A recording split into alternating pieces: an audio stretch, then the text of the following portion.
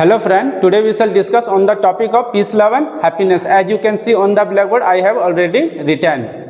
The name of topic is peace, love and happiness. First of all, we shall try to understand the Hindi meaning of peace, love and happiness. Peace means Shanti, love means प्यार, happiness means खुशी.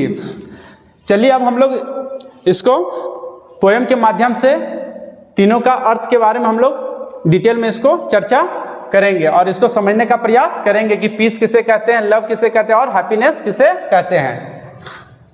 जैसा कि यहाँ पर लेखक बोल रहा है, peace is crazy. Crazy means क्या होता है? पागल। तो यहाँ पर बोला शांति जो है वो क्या है? पागल है। पीस इज हाई, शांति जो है बहुत ही ऊंचा है। और थर्ड है peace is unrealistic most of the time. और क्या बोल रहा है? शांति जो है वो अवास्तविक हमेशा अधिकतर समय में वो रहता है। तो कहने का मतलब यहाँ पर ये है, लेखक ये बताने चाह रहा है कि शांति जो है वो क्या है? वो पागलपन की तरह है। आदमी जो है उसकी प्रतीक्षा हमेशा करते रहता है, हमेशा उसका इच्छा होता है कि मुझे क्या मिले? शांति मिले। और शांति को पाने के लिए वो क्या होता है? वो पागलपन हद तक भी वो पार कर देता है। और सभी को यही चाहता है कि हम लोगों को अधिक से अधिक क्या मिले? शांति मिले। और शांति पाने के लिए लोग क्या करते हैं? बहुत सारे उपायों को अपनाते हैं, लेकिन उन्हें शांति नहीं मिलता है। फिर यहाँ पर बोल रहा है पीस इज हाई।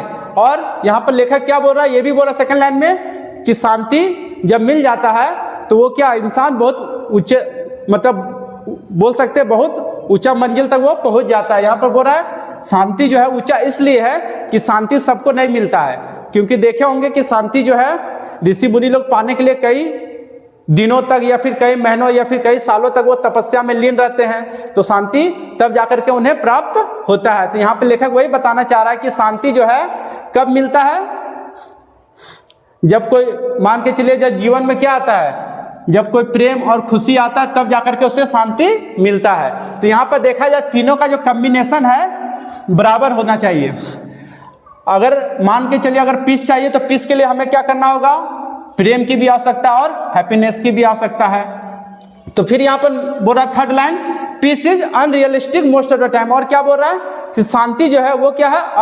अवास्तविक हमेशा अधिकतर समय में वो रहता है। वो हमेशा हेर फेर होते रहता है, हमेशा उसमें बदलाव आते रहता है। अगर मान के चलिए आज शांति तो हो सकता है कल अशांति का भी सामना हम लोगों को जीवन में करना पड़ सकता है। इसलिए शांति जो है वो अस्थायी है। वो बोल सकते हैं अस्थायी रूप से, वो निरंतर मतलब क्या, एक रूप में वो हमें प्राप्त नहीं होता है। वो हमेशा बदलते रहता है समय के अनुसार। फिर चलिए पीस को तो समझ लिए। अब नेक्स्ट है यहाँ पर लेखक बोल रहा है लव के बारे में। Love is tough. यहाँ पर क्या बोल रहा है? प्यार जो है वो बहुत ही कठिन है। यहाँ पर हम लोग भी देखते हैं कि किसी के हृदय को जीतना बहुत ही कठिन होता है। जितना सरल हम लोग सोचते हैं कि आसानी पूर्वक दूसरे का हृदय को जीत सकते हैं, उतना वो आसान होता नहीं है। अगर वास्तविक रूप में देखा जाए, अगर उसको धरातल पर देखा जाए प्रैक्टिकल रूप में, तो वो उतना आसान हमें दिखाई देता नहीं है। प्रेम को जीतने के लिए क्या होता है? बहुत ही वो कठिन का सामना हम लोग को करना पड़ता है प्यार को जीतने के लिए, है ना। तो इसीलिए यहाँ पर लेखक बोल रहा है कि प्यार क्या है? बहुत ही कठिन है। फिर नेक्स्ट है लव इज काइंड। यहाँ पर क्या बोल रहा है? प्रेम जो है वो बहुत ही दयालु है। तो कहने का मतलब यहाँ पर ये है, लेखक ये बताना चाह रहा है कि प्रेम जो है वो बहुत ही दयालु। कहने का मतलब कि अगर मान के जब प्रेम आया तो प्रेम के बाद क्या, दयालु तो ऑटोमेटिक आ जाएगा, है ना। और कहने का मतलब ये भी है कि अगर आपके अंदर दया आ गया तो दया कब आता है? जब प्रेम आता है।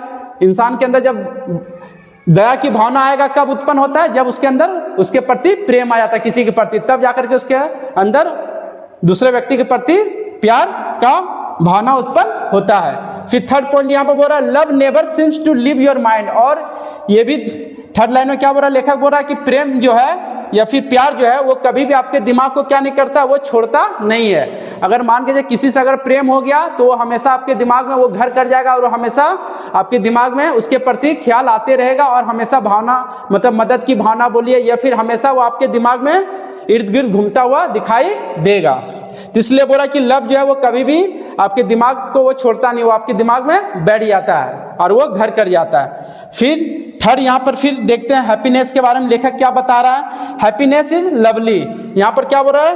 हैप्पीनेस किसके समान है? लवली मतलब प्यारा के समान है ना। लवली मीन्स क्या होता है? प्यारा, या फिर है ना सुंदरता बोल सकते हैं, या प्यारा ही बोल सकते हैं। तो हैप्पीनेस किसके समान है? लवली मतलब प्यारा के समान है। फिर नेक्स्ट बोल रहा है हैप्पीनेस इज डिवाइन। डिवाइन मतलब क्या होता है? आध्यात्मिक ताकत बोल सकते हैं। तो यहाँ पर बोल रहा है हैप्पीनेस जो है वो किसके समान है, आध्यात्मिक ताकत, है ना। और आध्यात्मिक ताकत सबको मिलता नहीं है, उसको क्या करना पड़ता है, हमें हासिल करना पड़ता है। तब जाकर के जब आध्यात्मिक ज्ञान आपको मिल जाएगा, जब आध्यात्मिक ताकत को आप हासिल कर लेंगे, तब जाकर के आपको क्या मिलेगा, अंतरात्मा से खुशी आपको मिलेगा। तब जाकर के आप अंतरात्मा से खुशी को प्राप्त कर सकते हैं, अदरवाइज ऐसे आपको मिलने वाला नहीं है। फिर थर्ड यहाँ पर बोल रहा है happiness is never ever a crime. और क्या बोल रहा है, खुशी जो है वो कभी भी क्या नहीं हो सकता है, जुर्म नहीं हो सकता है ना। यहाँ कहने का मतलब है खुशी जो होता है वो कभी भी जुर्म नहीं होता है। खुशी जो है वो बहुत ही क्या है, जुर्म से रहित है। यहाँ पर लेखक ये बताने का प्रयास किया है पोयम के माध्यम से कि तीनों का जो है डेफिनेशन बोलिए या फिर तीनों का जो मीनिंग है वो क्या है, अलग अलग रूप में उन्होंने बताने का प्रयास किया है। आई होप ये वीडियो आप लोगों को अच्छा लगा होगा और अच्छे ढंग से समझ में भी आ गया होगा। और इसी तरह का वीडियो देखने के लिए मेरे चैनल को सब्सक्राइब कर लें and press the bell icon. Thank you so much. Again we shall meet in next video.